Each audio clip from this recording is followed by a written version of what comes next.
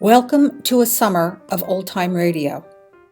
These are original recordings from the golden age of radio, downloaded from the website zootradio.com and are in the public domain.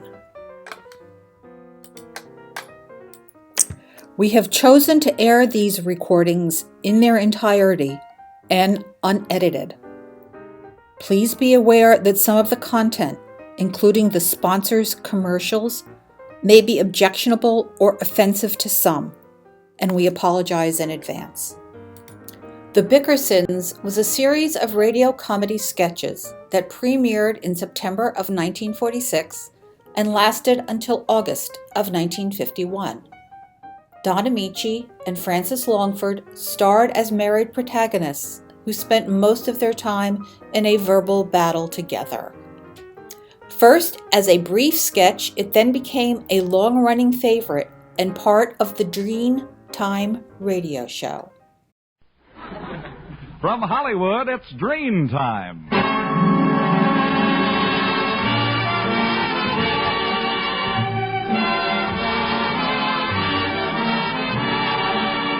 Ladies and gentlemen, the makers of Dream Shampoo are pleased to present the 12th in a series of new programs produced by Carlton Alsop and starring Don Amici, Blanche, let me sleep, will you? Danny Thomas, Progress. You call this progress? Kaiser's driving Fraser on a motorcycle. and our glamorous dream girl, Frances Langford, who sings... The moon belongs to everyone. The best things in life are free. Stars belong to everyone. They gleam there for you and me. The flowers in spring, the robins that sing, the sunbeams that shine, they're yours, they're mine. Love can come to everyone. The best things in life are free.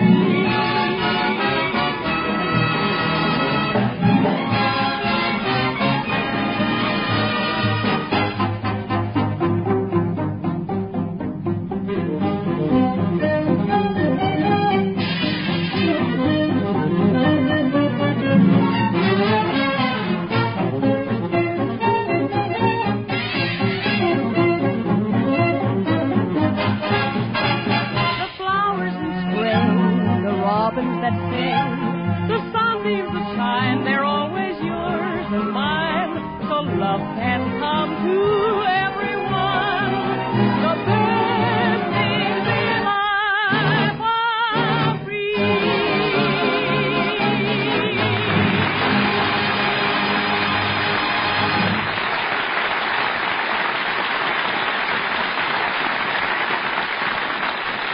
Never before dreamed. Right, never before dreamed could any shampoo reveal all the natural brilliance of your hair. Never before dreamed could any shampoo leave your hair so lustrous, yet so easy to manage. When you dream your hair, you bring out all its sparkling highlights. When you dream your hair, you glamorize all its soft, thrilling texture. And when you dream your hair, you remove all luster-dulling soap film and unsightly dandruff. More, Dream's rich whipped cream lather leaves your hair easier to set, easier to curl, easier to arrange right after shampooing. So, for lovely, lustrous hair, for all types of hair, use Dream Shampoo with hair conditioning action. Never before dreamed could any shampoo leave your hair so lustrous, yet so easy to manage. D-R-E-N-E, Dream Shampoo.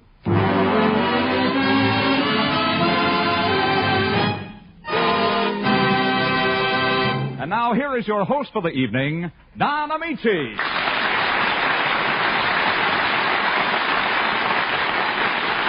Thank you, ladies and gentlemen, and good evening. Francis, before you get away, I want to tell you that I thought your song was delightful. And Toby, your commercial was stimulating. And Carmen, your music was magnificent. Boy, you feel great tonight, don't you? Yeah, I certainly do, Carmen. Do you realize that it's March?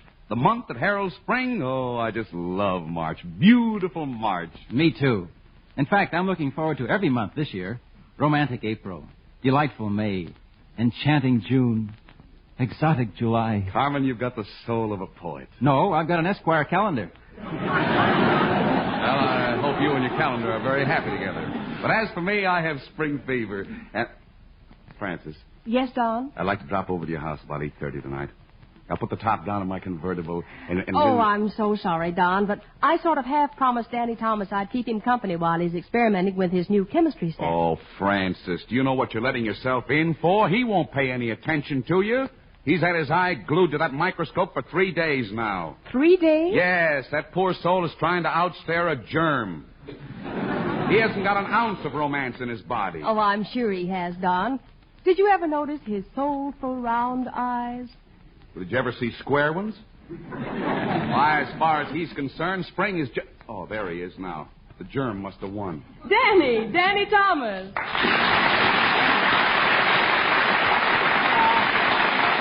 Hello, everybody. Isn't it wonderful, Danny? What's wonderful? Spring will soon be here. It will? Yeah, can't you feel it? Can't you feel those soft, balmy breezes? Does something to a man, eh, Danny? Oh, I know just what you mean, Don. You do? Yeah, it makes you want to get out the old kite and fly the tail of it, boy. Say, Danny, have you ever thought about girls? Oh, girls. They fascinate me every time I see them walking down the street in their dainty open-toed shoes. Sure, I think about them a lot. What do you think about them, Danny? Don't their toes ever get cold? Look, Danny, when a fellow's your age, he doesn't spend all his evenings reading popular mechanics or building a speckled bird's egg collection. Doesn't romance mean anything to you? Of course it does, Don. If I may quote from the classics, in the words of the immortal Hildegard. She's wonderful, Hildegard. I should only wear my nose the way she wears her hair. Je vous aime beaucoup, toujours le mot mon petit chéri. Oh, that's beautiful, Danny. What does it mean? If I knew, wouldn't I say it in English? You see, what did I tell you, Francis? Danny, you ought to get yourself a girl. Love is only for women. I've heard of a few men who are interested in it, too. Yeah. But I'm afraid there'll never be any romance in your life. I guess you're right, Don. I'm kind of like parsley on a piece of fish. I look all right, but nobody wants me.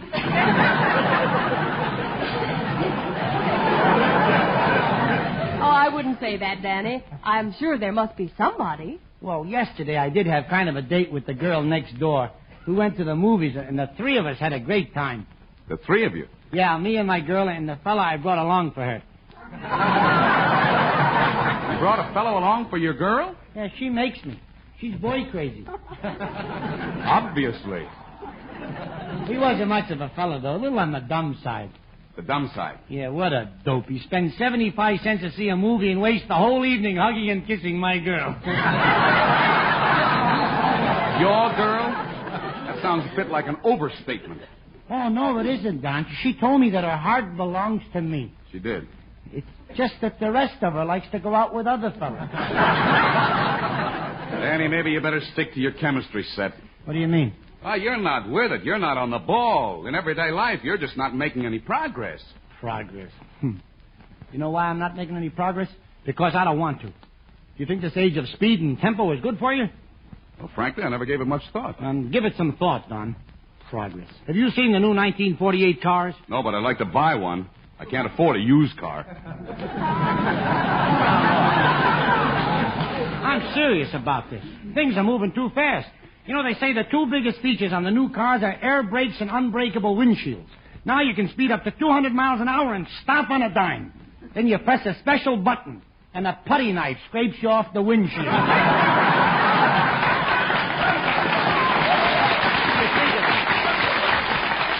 Well, that's a handy gadget. Well, don't take it so lightly, Don. I mean, there's such a thing as too much progress. For instance, one of man's most priceless privileges, sitting down to dinner with his family. Simple little pleasure like that is in jeopardy. Why, the other day, my doctor showed me the latest invention in medical science. It's a little pill. Contains the equivalent of an entire meal. Soup, salad, steak, baked potato, choice of 3 vegetables, a cup of coffee, and a big piece of apple pie a la mode, and 2 toothpicks. Ah, you're joking. No, I'm not. I tried one, but a horrible thing happened. When I took the pill, it was upside down. Well, what's so horrible about that? I ate the dessert first. What happened to the toothpicks? Don't be such a wise guy, will you? Oh, now, wait a minute, Danny. Progress has more good features than bad ones. Have you read about the new stockings for women guaranteed not to get runs? They're made out of cold wood and rubber. So what? Instead of runs, they'll get clinkers, splinters, and blowouts. Inventions, innovations. Years ago, when a woman wanted to go to sleep, she simply put on her nightgown and went to bed. Today, before she gets into bed, she puts on hair crimpers, wrinkle erasers, dimple depressors, ear flatteners, nose straighteners. If a man wants to kiss his wife goodnight, he has to battle his way through $12 worth of hardware.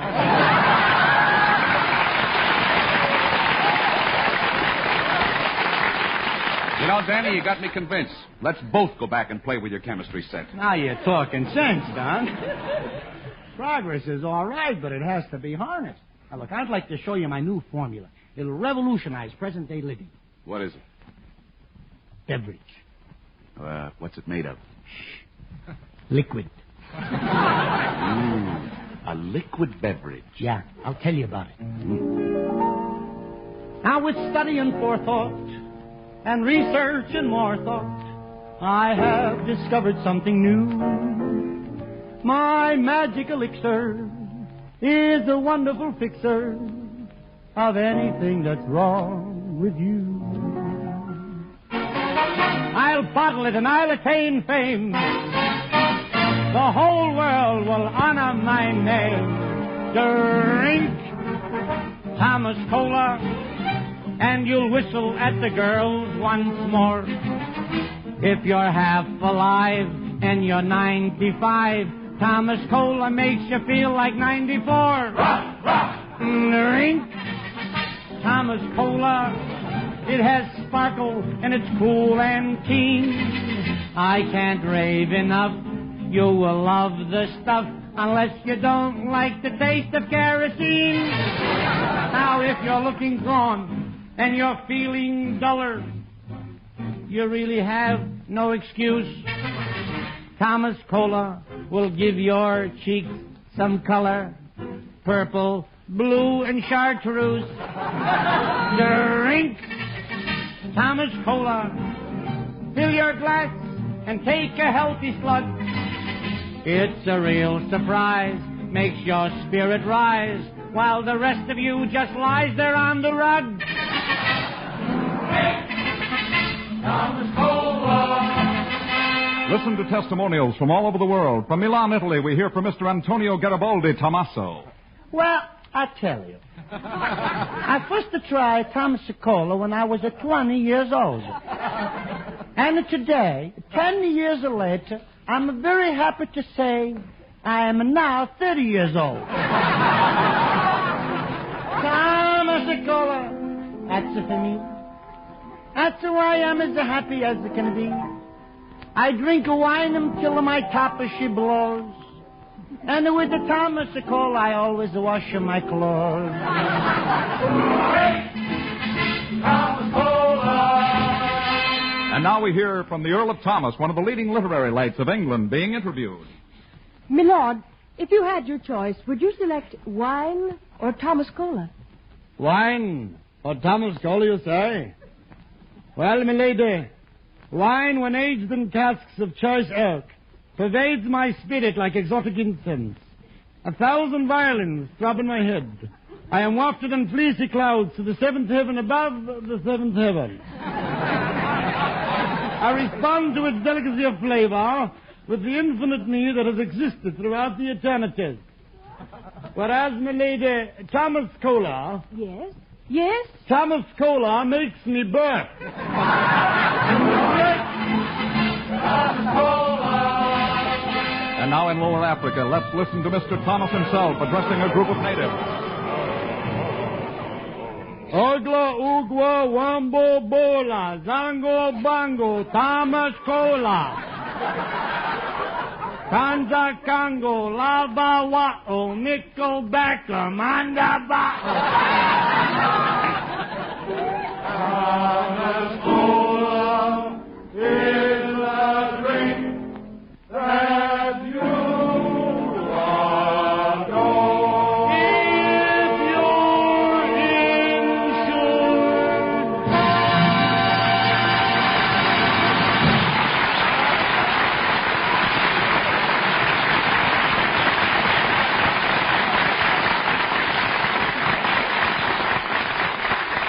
Not 50, not 75, but 100% true. Yes, it's 100% true. Dreen shampoo actually reveals all the natural sparkle, all the sheen, all the dazzling brilliance of your hair. Right. Never before, Dreen, could any shampoo leave your hair so lustrous. Now, that's because Dreen is not a soap shampoo, so can't leave dulling soap film on your hair to hide its natural beauty. And what's more, Dreen does not dry out your hair. Instead, its fragrant, freshening whipped cream lather leaves your hair sublimely smooth, beautifully behaved, easier to set and arrange right after shampooing. And Dreen removes unsightly dandruff the first time you use it. So, for lovely, lustrous hair, for all types of hair, dry, normal, or oily, use Dreen shampoo with hair conditioning action. Use Dreen at home or ask for Dreen at your beauty shop. Buy Dreen at all drug department or 10-cent stores in the familiar blue and yellow package. Remember, never before Dreen could any shampoo leave your hair so lustrous, yet so easy to manage. Yes, your hair can have that dazzling sheen the very first time that you use Dreen. Yes, your hair can have that dazzling sheen the very first time that you use Dreen.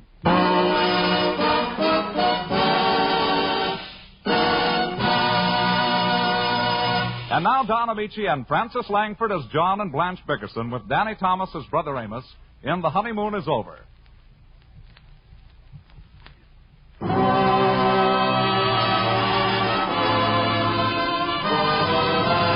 here is lovely Francis Langford with a special arrangement of Sonata by Carmen Dragon and the orchestra. Sonata.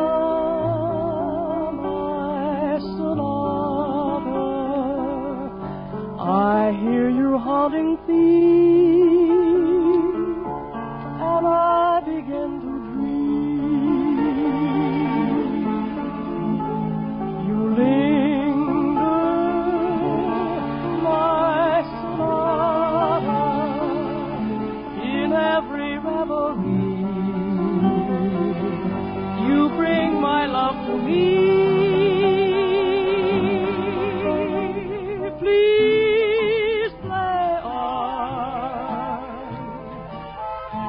My dream of stay when you're gone, he fades away. Sonata, when I find him, each tender note you play will be my serenade.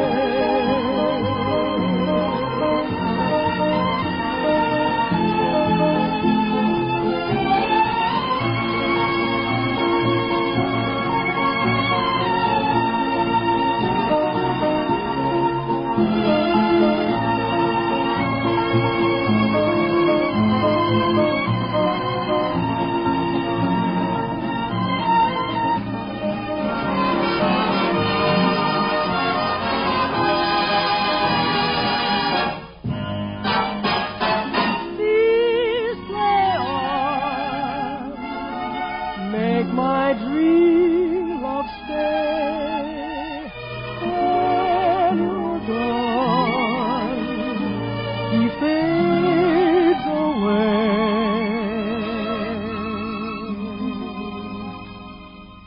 Sonata, when I find him, each tender note you play be my serenade.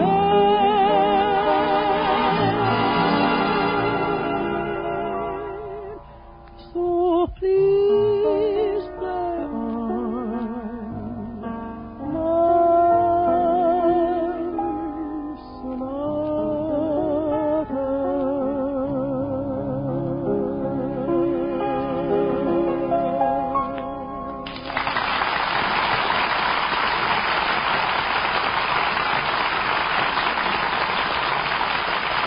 Thank you, Francis Langford.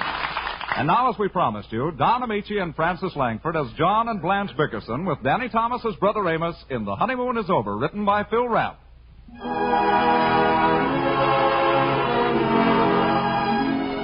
The Bickersons have retired. Mrs. Bickerson wrestles the bedclothes in sympathetic agony as poor husband John, victim of a rare type of insomnia which manifests itself in alternate periods of coma and narcolepsy, reaches the crisis during an acute stage of the ailment. Listen.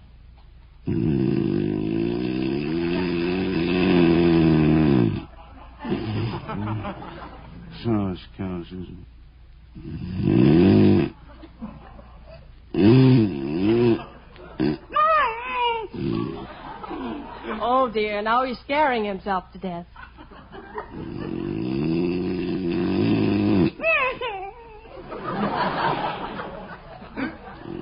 John, are you in pain? Are you in pain, Blanche? What's the matter with you? What's the matter, Blanche? Stop repeating everything I say like a parrot. Why do you repeat everything? Why do you repeat everything? You just said that. I know I did.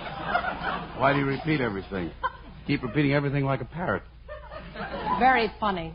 I'll bet you're a riot with those broken-down friends of yours. I never want them in this house again. None of my friends have ever been in this house. Why not? Are you ashamed of me? I'm not ashamed of you. Then why don't you invite them here? Because they're a bunch of bums. They're not bums. When we got married, I gave up all my girlfriends. Why don't you do it? Okay, I'll give up all your girlfriends. I wish we could meet some nice people. You should belong to a lodge or something. Why don't you join the Elks, John? I'll join next week. You say it, but you won't do it. Why don't you join now? What? Go on, get up and join the Elks. Blanche, are you out of your mind? It must be 3 o'clock in the morning. It's only 2:30. Oh, why don't you let me sleep? You know I have to get up early. I won't let you sleep. Because if you sleep, you'll snore. Then you'll wake me, and I'll wake you, and we'll argue, and I won't get any sleep. I promise I won't snore. You always snore. Week in, week out. On Monday you snore. Tuesday you snore. Wednesday you snore. Thursday you snore. Friday you snore. Saturday you snore. So what do you do tonight? Oh, what's the use?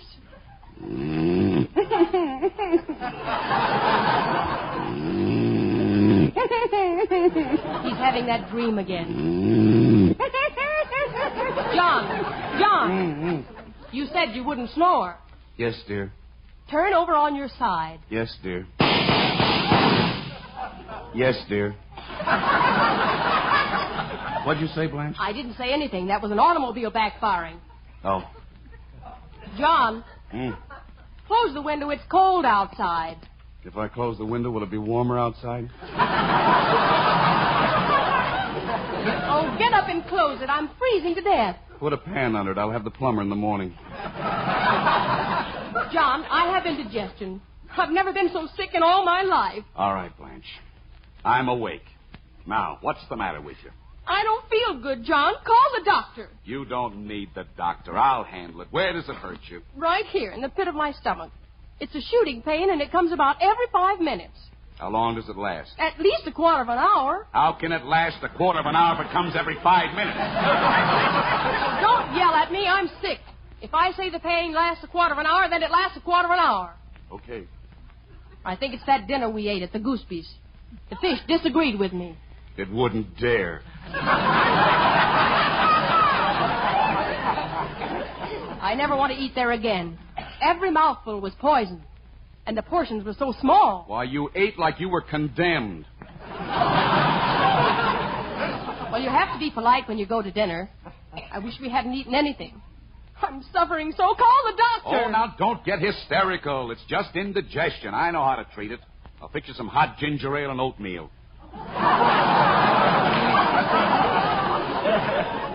Hot ginger ale? Make a new man of you. John Bickerson, I don't want any of your insane remedies.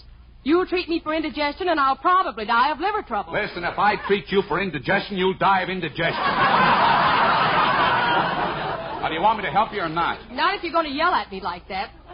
You wouldn't yell at Gloria Gooseby if she got sick. Now, don't start with Gloria Gooseby. I saw you two at the dinner table playing footsies. Footsies. You were so flustered when she smirked at you couldn't eat. I was not flustered. Then why did you put gravy on your ice cream? I always put gravy on my ice cream.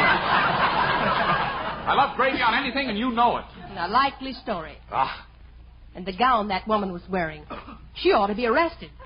I think she purposely swallowed that fish bone so you could stroke her back. I didn't stroke her back. I patted it. And I'd have done that if she hadn't swallowed the fish bone. I mean, if she hadn't been wearing that gown. I don't know how Leo stands for it.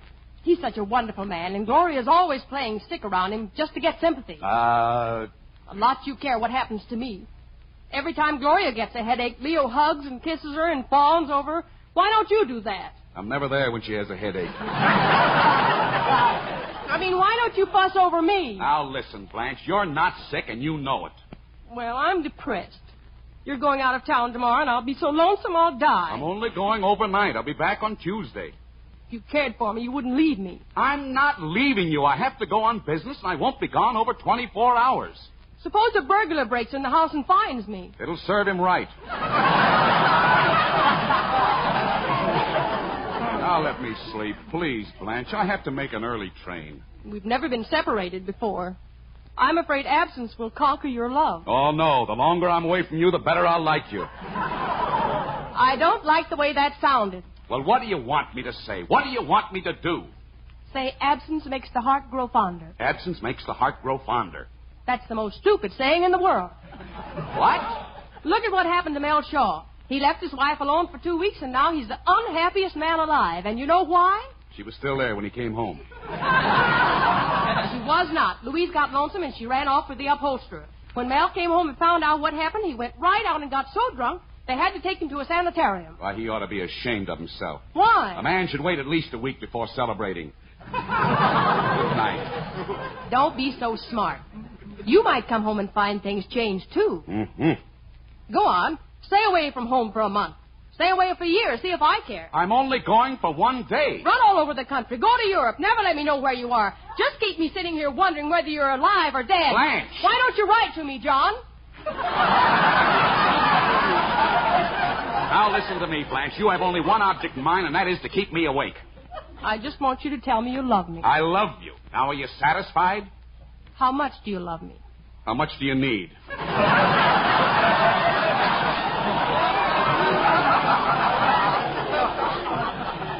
$45. I saw the most stunning hat, John. If I get it, I'm sure I won't feel so depressed. $45 for a hat. That's a fine cure for depression. That'll start one. Women need those things to cheer them up. Look at Clara, my oldest sister. Every time she's in the dumps, she buys a dress. I figured that's where she bought her clothes. I'm not giving you $45 for any hat, and that's final. Now let me sleep. Oh, I hate you. How my mother begged me not to marry you. She pleaded with me not to marry you. Your mother told you not to marry me? Yes, she did. Dear heaven, how I've misjudged that woman. Oh, you'll be sorry for this, John Bickerson. You just wait and see. Please, Blanche, I'm so tired and I have to make a 7 o'clock train. That means I have to get up before 6. Why do you need so much time? Well, I have to pack my suitcase, don't I? You haven't got a suitcase. Oh, I have too. I bought a brand new one yesterday. It's in the closet. No, it isn't. Yes, it is. I put it there last night. I took it out this morning. What? Amos borrowed it. Oh, Blanche, he didn't. You didn't let that weasel take my brand new suitcase. I've never even used it. Don't scream so. You can carry your stuff in a paper bag. Paper bag? My suits will get all wrinkled. No, they won't. Amos borrowed them, too. Now, look, Blanche. I see no reason for you to carry on like this, John. Blanche. Amos is going on a sailing trip with some very important businessmen, and he won't hurt your silly old suitcase. Blanche. He has to have something to bring the fish home in. He's going to carry fish in my suitcase, and I have to put my clothes in a gunny sack. Well, stay home, then. I can't stay home. If you leave me here alone in this horrid house tomorrow night, All right. I'll call Amos. I'll have him come over and stay here till I get back. Put the lights on. Honest, Blanche, if I don't go on this trip tomorrow, I'm liable to lose my job. Hello? Amos, this is John. Hi, Jacko. What's new? Say, I want to ask a little favor, Amos. I have to go out of town tomorrow, and Blanche is afraid to stay here alone. Could you come over and spend the night? What's in it for me? What a chiseler.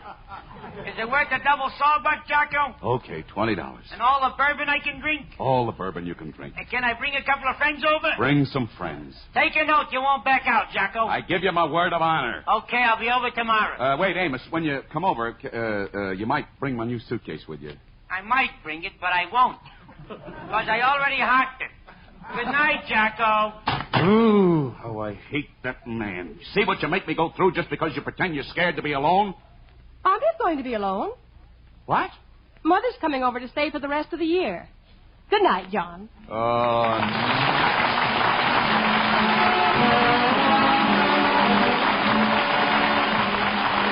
This is Don Amici wishing you good days, good nights, and good luck until we meet again. Everybody's talking about Dreft, the greatest dishwashing discovery in 2,000 years.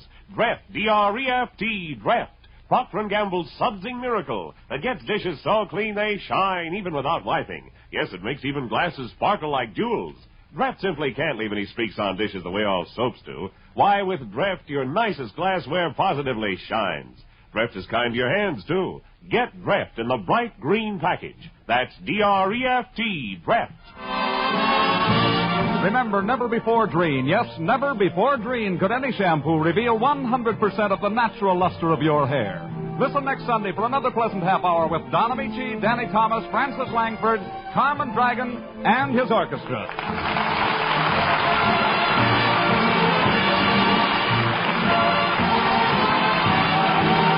This is NBC, the National Broadcasting Company. From Hollywood, it's Dreen time.